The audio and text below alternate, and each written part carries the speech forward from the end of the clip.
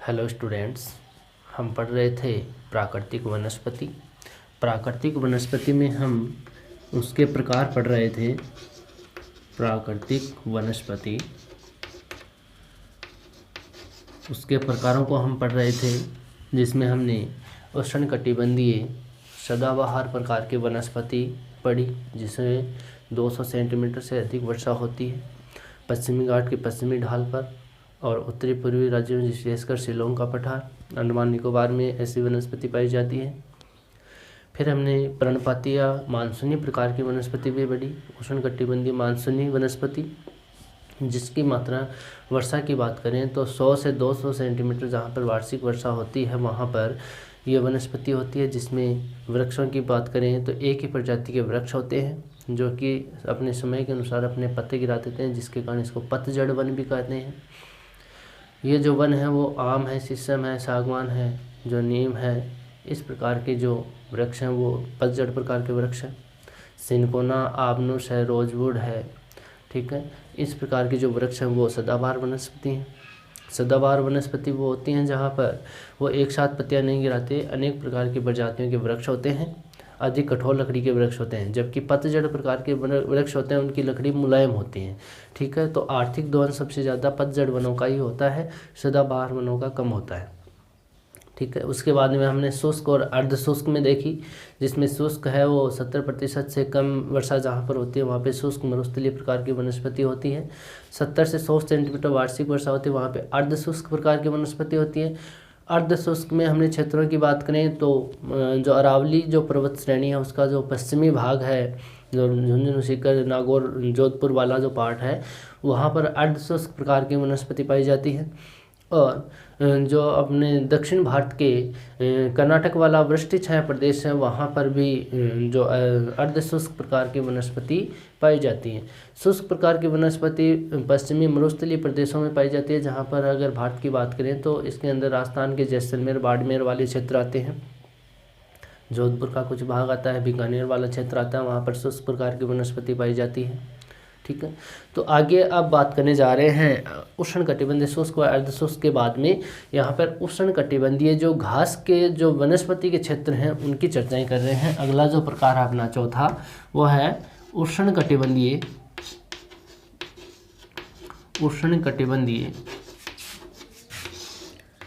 घास वनस्पति के क्षेत्र, वनस्पति, ठीक है।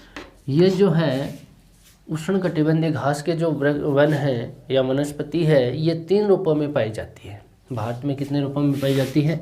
3 रूपों में पाई जाती है। पहली बात करें हम यहाँ पर सेवण घास।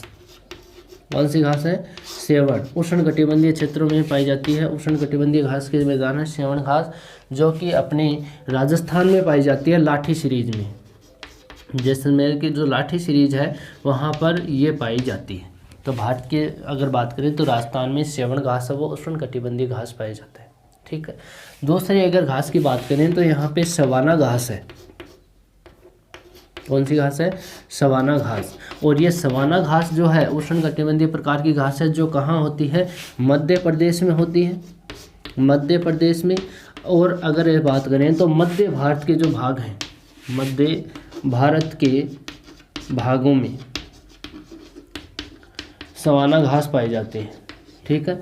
तो मध्य प्रदेश या मध्य भारत का जो क्षेत्र है, मध्य प्रदेश भारत के मध्यवर्ती भाग में स्थित है, इसलिए इसके मध्य भाग भारत का जो क्षेत्र है उसमें कौन सी घास पाई जाती है? उष्णकटिबंधीय सवाना घास, ठीक है। और तीसरी बात करें तो हम उर्मिल घास की बात करेंगे। सबसे इम्पोर्टेंट घास है उर्मिल घास। उर्मिल जो घास है ये है कर्नाटक की जो उच्च भूमि है। कौन से क्षेत्र की? कर्नाटक की उच्च भूमि में ये घास देखने को मिलती है, उच्च भूमि में, जिसको हम मालनाड कहते हैं। कर्नाटक की उच्च भूमि को क्या कहा जाता है? मालनाड, मालनाड कहते हैं। उर्मिल घास कहाँ पर मिलती है? कर्नाटक के उच्च भूमि के जो पठारी क्षेत्र है वहाँ पर देखने को मिलती है। तो उष्णकटिबंधीय 3 प्रकार की घास है। भारत में कौन कौन सी है? सेवण घास है, कहाँ पर है? राजस्थान में है। दूसरी सवाना घास है जो कहाँ पर है? मध्य प्रदेश में या मध्य भारत के क्षेत्रों में है। और उर्मिल घास कहाँ पर है? कर्नाटक की उच्च भूमि में पाई जाती है। ये तो बात हो गई उष्णकटिबंधीय घास की। ठीक है। अब बात करते हैं शीतोष्ण कटिबंधीय घास के जो मैदानी प्रदेश है उसकी। 5वां पॉइंट कौन सा है? शीतोष्ण कटिबंधीय घास के मैदानी प्रदेश।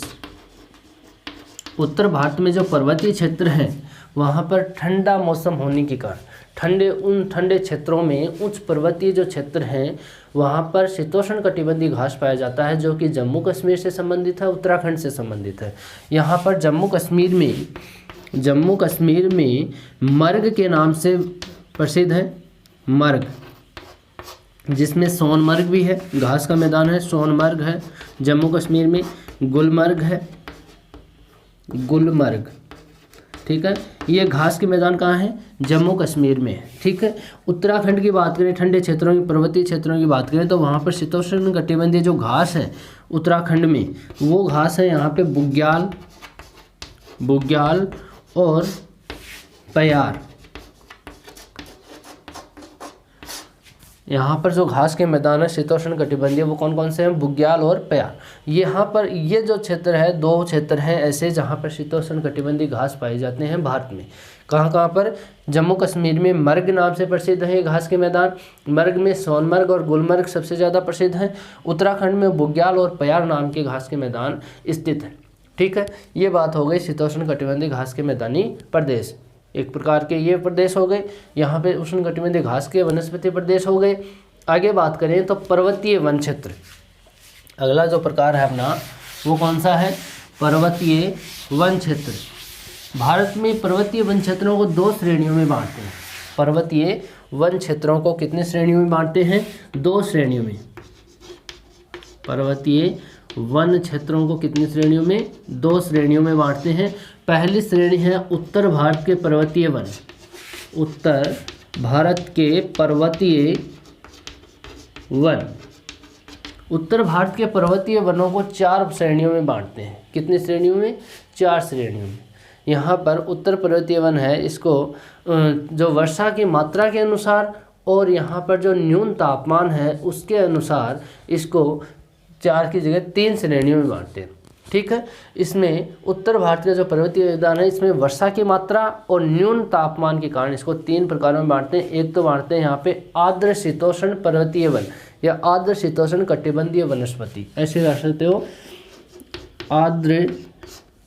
आर्द्र क्षेत्र, शुष्क क्षेत्र और अल्पाइन प्रकार के, ठीक है। तो यहाँ पे हम बात करते हैं आर्द्र शीतोष्ण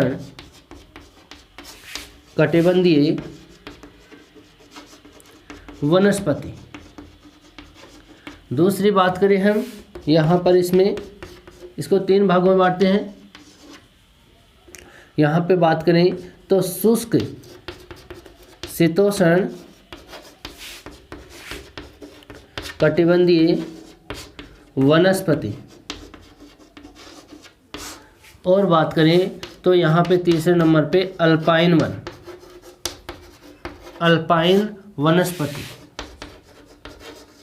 कौन सी वनस्पति है? अल्पाइन वनस्पति है, ठीक है। तो अल्पाइन वनस्पति हम क्षेत्र भी बोल सकते हैं, इसको पर्वतीय क्षेत्र भी बोल सकते हैं, या जो उच्च पर्वतीय जो भाग हैं उसकी वनस्पति बोल सकते हैं अल्पाइन वनस्पति, उच्च पर्वतीय भागों की वनस्पति, ठीक है। तो यहाँ पे इन तीनों की वनस्पति देखें तो आर्द्र जो शीतोष्ण कटिबंधीय वनस्पति है ये हिमालय के पर्वत पादीय क्षेत्रों में पाई जाती है। कहाँ पर पाई जाती है? हिमालय के पर्वत पादीय क्षेत्र। जहाँ पर ऊंचाई की बात करें तो 1000 से 2000 मीटर की जो ऊंचाई है, इस मीटर की ऊंचाई में इस प्रकार की वनस्पति पाई जाती है। पर्वतीय पादीय जो क्षेत्र है उसके अंदर की बात कर रहे हैं, ठीक है। यहाँ पे शुष्क वनस्पति की बात करें तो हिमालय जो क्षेत्र है भारत का, उस हिमालय क्षेत्र का जो दक्षिणी ढाल है, उस दक्षिणी ढाल में 2000 से 3000 ऊंचाई पर 2000 से 3000 ऊंचाई की जो क्षेत्र है इस हिमालय वाला, उसके अंदर यहाँ पर शुष्क शीतोष्ण कटिबंधीय वनस्पति पाई जाती है। यहाँ पर आर्द्र शीतोष्ण कटिबंधीय वनस्पति की बात करें तो 1000 से 2000 मीटर की जो हिमालय का पर्वत पादीय क्षेत्र फुट हिल जोन है, उसके अंदर यहाँ पर इस प्रकार की वनस्पति पाई जाती है जहाँ पे वर्षा की मात्रा ज़्यादा होती है पर्वत पादी क्षेत्रों में वर्षा क्या होता है, ज़्यादा होती है। आर्द्र पवनें, मानसूनी पवनें आकर के टकराती है, जिसके कारण वर्षा होती है। वहाँ पर ज़्यादा वर्षा होगी तो आर्द्र वनस्पति होगी। शीतोष्ण इसलिए होती है कि ये कटिबंध कौन सा है, यहाँ पर शीतोष्ण कटिबंध है। हिमालय वाला क्षेत्र है, उत्तरी हिमालय वाला, उत्तर भारत का जो प्रदेश है 23.5 डिग्री कर्क रेखा के उत्तर जितना भी भारत है वो शीतोष्ण कटिबंध में आता है। लेकिन यहाँ भारत की जो जलवायु है वो उष्ण कटिबंधीय जलवायु है, ठीक है। संपूर्ण जलवायु है उष्ण कटिबंधीय मानसूनी जलवायु मानी जाती है। लेकिन ये कटिबंध तो कौन सा है, शीतोष्ण कटिबंध है। वहाँ पर ठंडा होने के कारण यहाँ पर आर्द्र शीतोष्ण कटिबंधीय वनस्पति पाई जाती है, ठीक है। तो वो ऊंचाई कितनी है उसकी, 1000 से 2000 मीटर की ऊंचाई पर पाई जाती है। दूसरी बात करें शीतोष्ण, जो शुष्क शीतोष्ण कटिबंधीय वनस्पति है वो पर्वतीय क्षेत्र में हाइट की तरफ जाएंगे तो ऊपर की ओर 2000 से 3000 मीटर पर यहाँ पर शुष्क प्रकार की वनस्पति पाई जाती है। क्यों, क्योंकि वर्षा की मात्रा वहाँ क्या होती है, कम होती है। ये भी हिमालय की दक्षिणी ढालों की। उत्तरी ढालों की बात करें तो चीन की तरफ हो जाती है, दक्षिणी ढाल अपने भारत से संबंधित है, इसलिए इसके दक्षिणी ढालों पर इस प्रकार की वनस्पति देखने को मिलती है। तीसरी बात करें अल्पाइन वनस्पति। अल्पाइन वनस्पति हाइट वाले उच्च पर्वतीय भागों में वनस्पति पाई जाती है, जिसकी ऊंचाई हम ले सकते हैं यहाँ पर 2800 से 4000 मीटर की ऊंचाई वाली वनस्पति। यहाँ इससे अधिक ही वनस्पति है, मीटर की अधिक ऊंचाई की वनस्पति होती है, वहाँ पर उसको अल्पाइन प्रकार की वनस्पति कहा जाता है, ठीक है। ये तो पहली श्रेणी हो गई। फिर हम बात करें दक्षिणी भारत की पर्वतीय जो वनस्पति है उसकी। दक्षिण भारत के जो पर्वतीय वन है वो वन यहाँ पर अधिक ऊंचाई के, दक्षिण भारत के जितने भी पर्वत है जिसमें सतपुड़ा है, यहाँ पे विंध्याचल भी है, जिसमें नीलगिरी पहाड़ियाँ हैं, यहाँ पे इलायची की पहाड़ियाँ हैं, विशाखापट्टनम जो चोटी है वो पर्वत श्रेणी पूर्वी घाट वाली है, पश्चिमी घाट वाली है, राजमहल की पहाड़ियाँ हैं। इन सब के जितने भी पर्वतीय वन हैं, महाकाल, मेकाल पर्वत हैं, जितने भी पर्वत हैं उनकी जो ऊंचाई वाले जो क्षेत्र हैं उसमें एक ही प्रकार की वहाँ पर वनस्पति पाई जाती है। क्यों पाई जाती है, क्योंकि दक्षिण भारत में प्रायद्वीपीय पठार में समान एक प्रकार से ही यहाँ पे वर्षा की मात्रा होती रहती है। तो इसकी ऊंचाई वाली वनस्पति को हम दक्षिण भारत की पर्वतीय वनों में यहाँ पे शामिल करते हैं, ठीक है।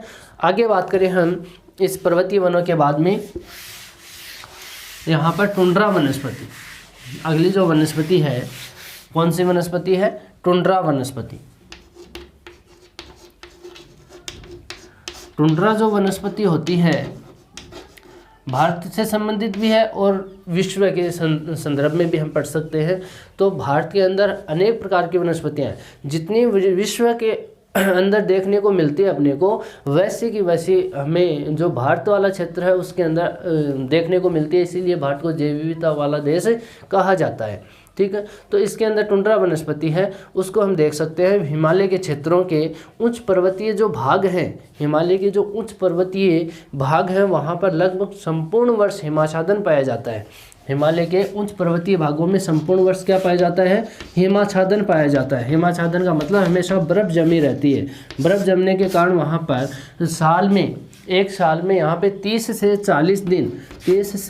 40 दिन यहाँ पे तापमान बढ़ने के कारण वो बर्फ़ पिघलती है। उच्च पर्वतीय क्षेत्रों में यहाँ पे तापमान बढ़ने के कारण 30 से 40 दिन यहाँ पे क्या होते हैं, वर्षा होती है या वहाँ पर बर्फ़ है पानी में बदल जाता है, जिसके कारण यहाँ पर एक वनस्पति विकसित होती है जिसको काई कहते हैं, लाइकेन कहते हैं।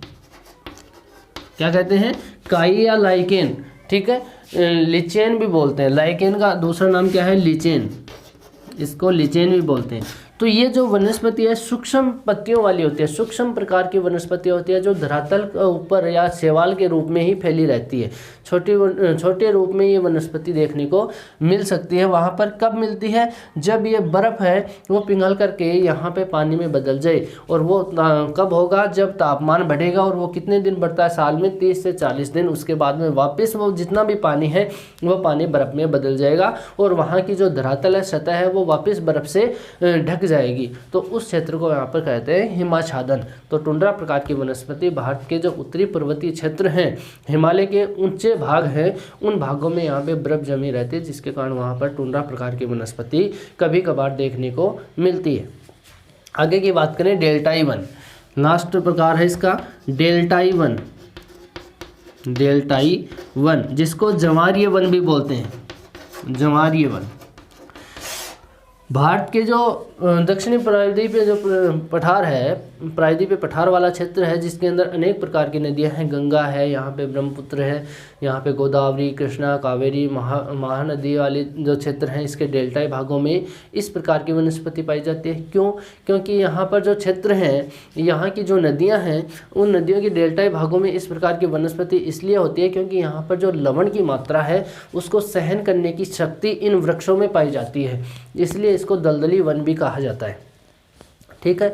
ये ब्रेकिस प्रकार के जल में होते हैं। किस प्रकार के जल में होते हैं? ब्रेकिस। ब्रेकिस जल किसको कहते हैं? ब्रेकिस जल कहते हैं यहाँ पे नदी का मीठा जल, नदी का मीठा जल और समुद्र का खारा जल, समुद्र का खारा जल दोनों आकर के जहाँ पर मिलते हैं, जहाँ मिलते हैं उनका दोनों का मिश्रण जहाँ पर होता है, उस पानी को यहाँ पर क्या कहते हैं? ब्रेकिस जल कहते हैं। ब्रेकिस जल जहाँ पर होता है वहाँ पर दलदली वन या यहाँ पर ज्वारीय या डेल्टाई वन देखने को मिलते हैं। ठीक है। यहाँ की जो लकड़ी होती है वो जलाने के काम आती है और नौका जो नावें बनाने के काम में भी ली जाती है, जिसमें अनेक प्रकार के वृक्ष देखने को मिलते हैं। इस वनस्पति में अनेक प्रकार के मारियल वृक्ष है। मारियल वृक्ष भी यहाँ पे ज्वारीय वन के रूप में है। सुंदरी वृक्ष है, सुंदरी, ताड़ है, बेल है, बेल और फोनिक्त प्रकार के फोनिक्त वृक्ष हैं, फोनिक्त। ठीक है। तो यहाँ पर मारियल है, सुंदरी है वृक्ष, सोनेरीटा जो वृक्ष है वो भी यहाँ पे देखने को मिलता है, सोनेरीटा। तो ये वृक्ष यहाँ पर होते हैं। ठीक है। हम भारत की बात करें तो भारत में पूर्वी तट और पश्चिमी तट में, पूर्वी तट में सुंदरी वृक्ष के कारण वहाँ पर सुंदरवन के डेल्टा वाले क्षेत्र हैं, वहाँ पर दलदली वन है, सुंदरवन का डेल्टा कहते हैं वहाँ पर। ठीक है। यहाँ अगर पश्चिमी जो तट है उसके प्रदेशों में यहाँ पे कच्छ वनस्पति गुजरात वाली, वह भी इस ब्रेकिस प्रकार के जल में ही पनपती है, तो इधर कच्छ वनस्पति कहते हैं। ठीक है। सुंदरवनों को मैंग्रोव भी बोलते हैं। क्या बोलते हैं? सुंदरवन भी बोलते हैं और सुंदरवन या मैंग्रोव वनस्पति बोलते हैं, मैंग्रोव, मैंग्रोव वनस्पति भी इनको बोला जाता है। तो ज्वारीय वन जो है और भारत के पूर्वी तट पर है और पश्चिमी तट पर है। पूर्वी तट पर सुंदरवन के डेल्टा वाले क्षेत्र हैं और पश्चिमी तट पर यहाँ पे कच्छ की वनस्पति पाई जाती है, जहाँ पे ज्वारीय प्रकार के वन देखने को मिलते हैं। ठीक है। ये हो गई अपनी वनस्पति के प्रकारों की बात। सबसे पहले हमने सदाबहार प्रकार की वनस्पति देखी, फिर हमने मानसूनी वन देखे, फिर हमने शुष्क और अर्धशुष्क वनस्पति देखी, फिर उष्णकटिबंधीय घास के मैदान, शीतोष्णकटिबंधीय घास के मैदान देखे। ठीक है। उसके बाद हमने पर्वतीय वन देखे, फिर हमने टुंड्रा वनस्पति देखी, कहाँ पर होती है? उत्तरी पर जो हिमालय क्षेत्र है उसके अंदर होती है, ऊंचे भागों में हिमाच्छादन जहाँ पाया जाता है। ठीक है। उसके बाद में हमने ज्वारीय या दलदली वन देखे हैं। ठीक है। ये तो 8 प्रकार हो गए वनस्पति के। इसके बाद में हम बात करते हैं वनोन्मूलन की, वन विनाश। वनस्पति का लास्ट पॉइंट है यहाँ पे, ये कौन सा? वनोन्मूलन, वन विनाश कैसे होता है? वनोन्मूलन, वनोन्मूलन का मतलब क्या होता है? वन विनाश, वन विनाश कैसे होता है? वन विनाश है कई प्रयोजनों को पूर्ण करने के लिए किया जाता है वनोन्मूलन। कई प्रयोजनों को पूर्ण करने के लिए मतलब यद्यपि वन विनाश है वो प्राकृतिक कारणों से भी होता है और जो मानवीय कारण है वो सबसे ज़्यादा इसको प्रभावित करता है। वो लंबा भी होता है और तीव्र भी होता है। मानवीय जो आवश्यकताएं होती है वो वन विनाश को तेज़ी से साफ कर देता है। प्राकृतिक घटना भी करती है, जिसमें आंधी है, तूफान है, वो भी वनों का विनाश करते हैं। लेकिन जो मानव है वो मानव कई रूपों में इसका वनों का विनाश करता है, जैसे कृषि कार्य में करता है। जैसे कैसे करता है? कृषि कार्य करता है। तो ये पिछले 2 दशकों की बात करें तो 2 दशकों में 35 लाख हेक्टेयर क्षेत्र में जो वन है उनको साफ किया गया है। पिछले आंकड़े देखें हम तो यहाँ पर 2 दशक लगभग पिछले 20 सालों में यहाँ पर देखें तो यहाँ 35 लाख हेक्टेयर वन क्षेत्रों का जो वन है उनको समाप्त या उसको साफ किया गया है। ठीक है। जिसके कारण यहाँ पे वनों की कमी आ रही है। सर्वाधिक जो वनोन्मूलन है वो भारत में देखें तो सबसे ज़्यादा जो वनोन्मूलन हो रहा है वो उड़ीसा में हो रहा है। जो उड़ीसा राज्य है भारत का, वहाँ पर वनों का विनाश हो रहा है।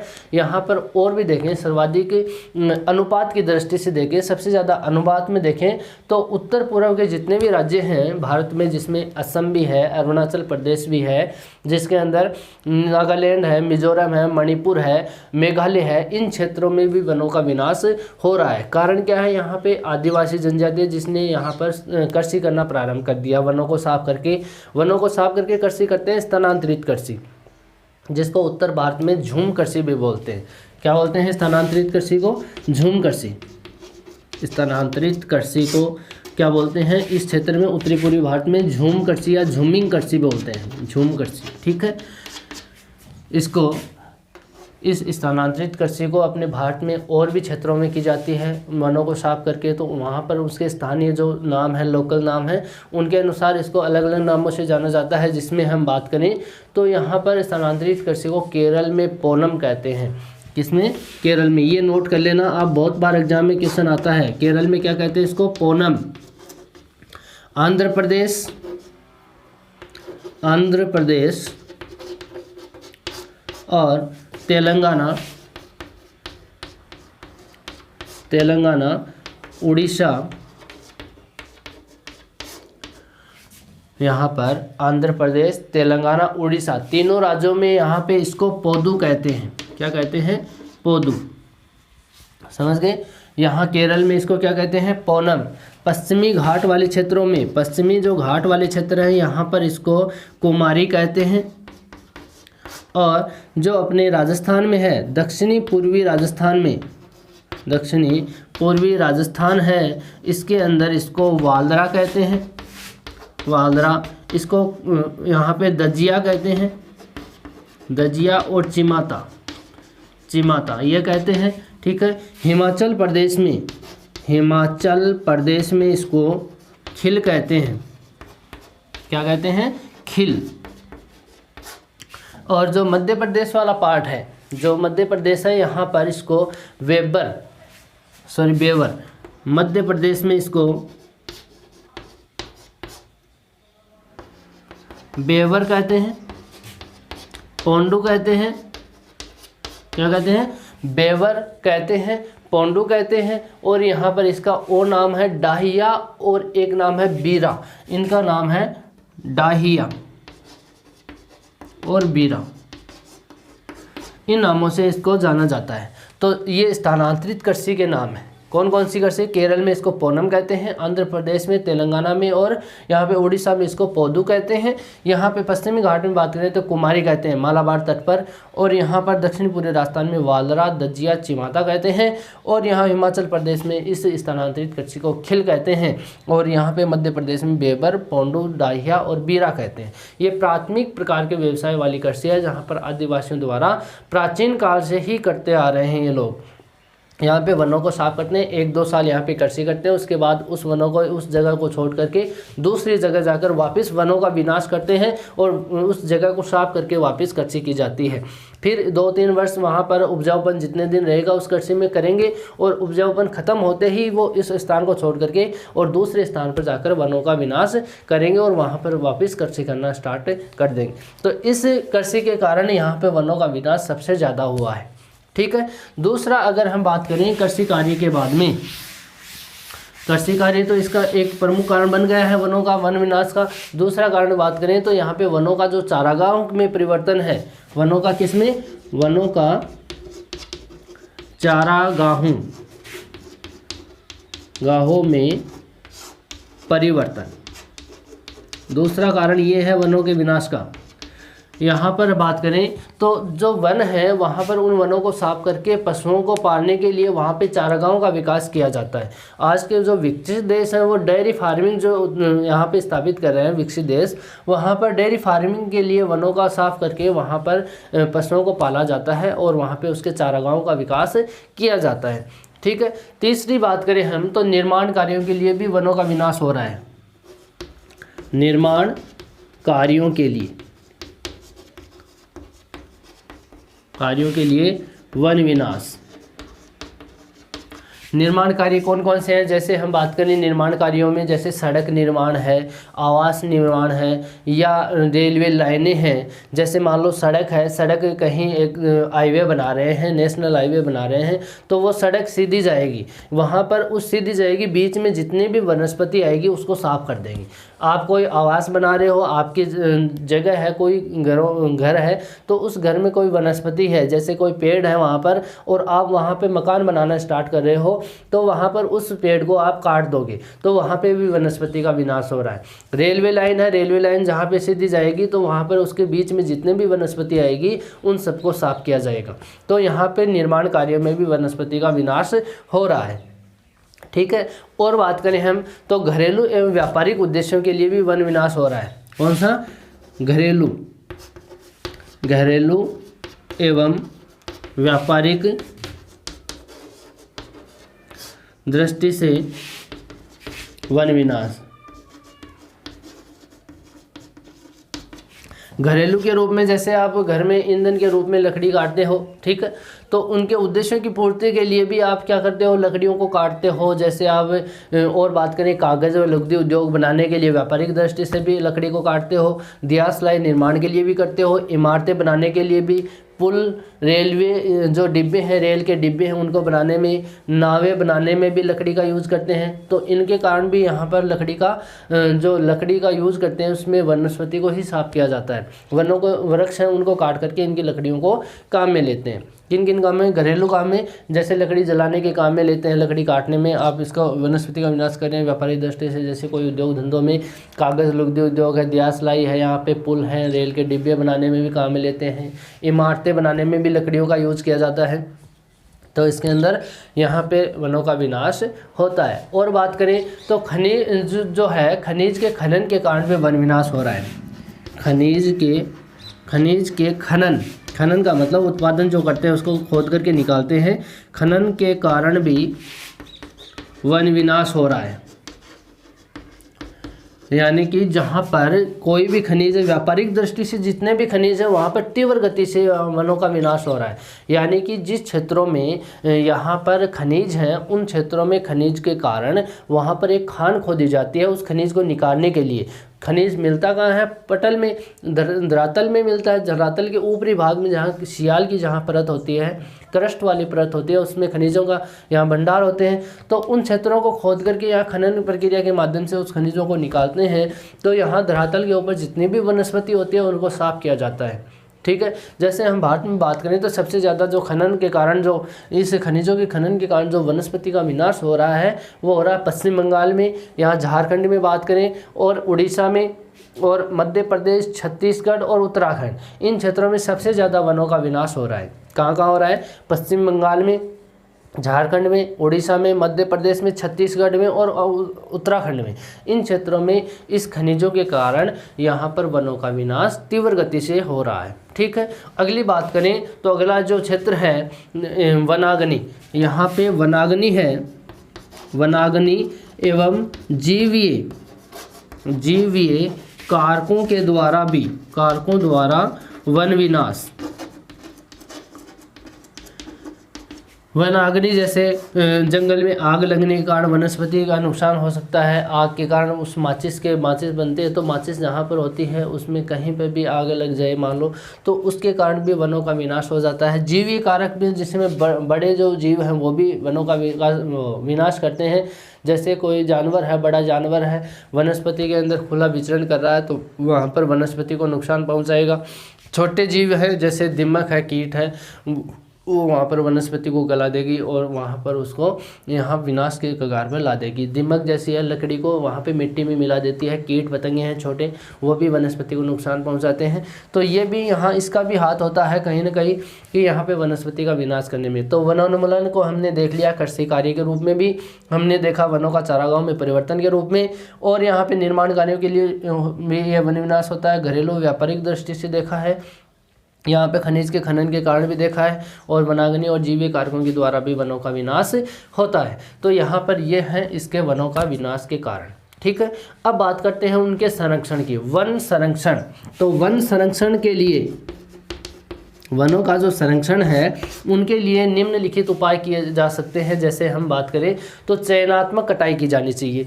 उन वृक्षों को काटना चाहिए जो सूख जाते हैं, उसकी चयनात्मक कटाई करने के कारण हम ऐसे करेंगे तो वनों का विनाश होने से रुक सकता है। ठीक है। ईंधन के लिए वनों का जो प्रयोग है वो कम किया जाने चाहिए, यानी ईंधन के रूप में अन्य स्रोतों का उपाय या उपलब्ध करवाने चाहिए। घरेलू जो उपयोग के लिए इमारती लकड़ी है उनके लिए भी अन्य साधनों का उपयोग ही करना चाहिए।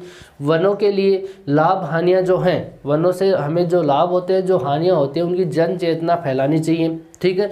सामाजिक वानिकी व जो कृषि वानिकी वाला क्षेत्र है उसके जो प्रयोजन किए गए हैं, जो प्लानिंग बनाई गई है सामाजिक वानिकी और कृषि वानिकी, उसको प्रोत्साहन देना चाहिए। राष्ट्रीय वन नीति के अनुसार जो वनों का जो लक्ष्य रखा गया है उनके अनुसार उनका विकास किया जाना चाहिए।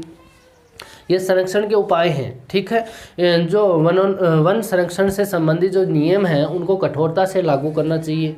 वन काटने व लगाने के दरों में अनुपात होना चाहिए। जो वृक्ष लगाए गए हैं उनका जो दोहन है वो तब किया जाना चाहिए जब वो वृक्ष पूर्ण रूप से परिपक्व हो जाए, उसके बाद में उसका दोहन किया जाना चाहिए। तो जो वृक्ष काटते हैं और जो वृक्ष लगाते हैं, जैसे एक काटो तो वहाँ पे 3 वृक्ष लगा दो, तो यहाँ पे उसका अनुपात होना चाहिए ताकि अपनी जो वनस्पति है वो वहाँ पे समाप्त होने के कगार पर नहीं आए। अगर ऐसा हो गया, वनस्पति का नुकसान हो गया, तो सबसे ज़्यादा जो नुकसान होगा वो वहाँ पर मानव समुदाय को ही होगा। मानव समुदाय को सबसे ज़्यादा नुकसान होगा वनस्पति का।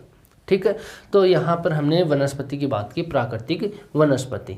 ये टॉपिक यहीं पे समाप्त होता है और आप इसको ध्यान से पढ़ना, नोटबुक में इनको नोट करते हुए चले जाना। आगे की बात करेंगे हम नेक्स्ट वीडियो में। आज के लिए इतना ही।